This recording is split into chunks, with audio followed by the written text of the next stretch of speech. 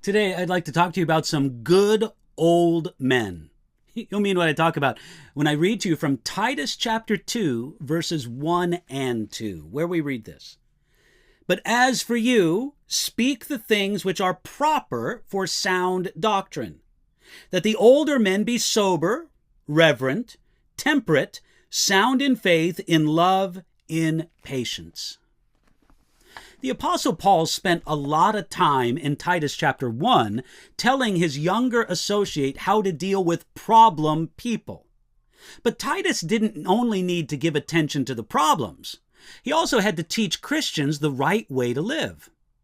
That's what Paul had in mind when he wrote, things which are proper for sound doctrine. You know, when we read that phrase, sound doctrine, we just think of having the right beliefs. But the idea behind that phrase has to do with right living, not just right thinking. The Living Bible translates it like this: speak up for the right living that goes along with true Christianity. Or the New Living Translation has this: promote the kind of living that reflects right teaching. Look, friends, we can't escape it. The Bible is a book that tells us how to live. It is the height of hypocrisy to say that we believe its truth if we ignore how it tells us to live our lives.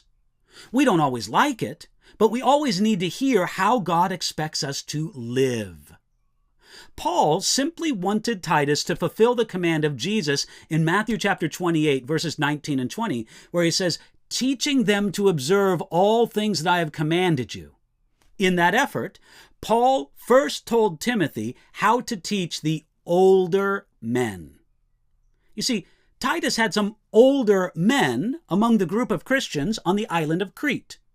They had to be approached with love and wisdom, or they might easily be offended when they were taught by a younger man like Titus.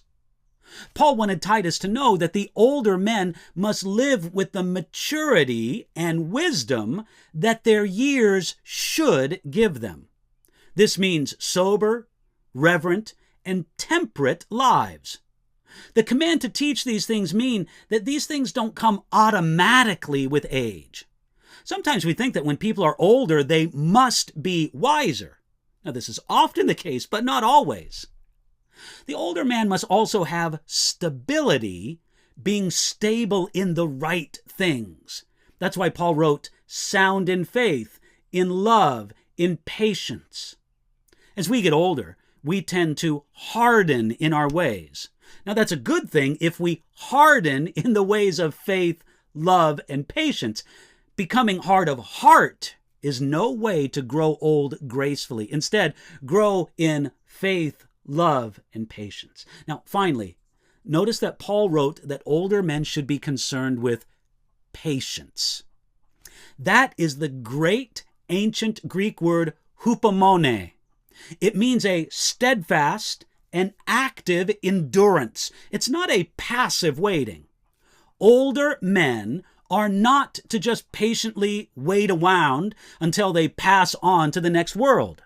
They are to actively endure the challenges of life, even the challenges of old age. Doing this, they will not only be blessed themselves, but they'll be a blessing to everyone who knows them. So friends, as you grow older, are you growing in the right direction? That's something for you to think about today.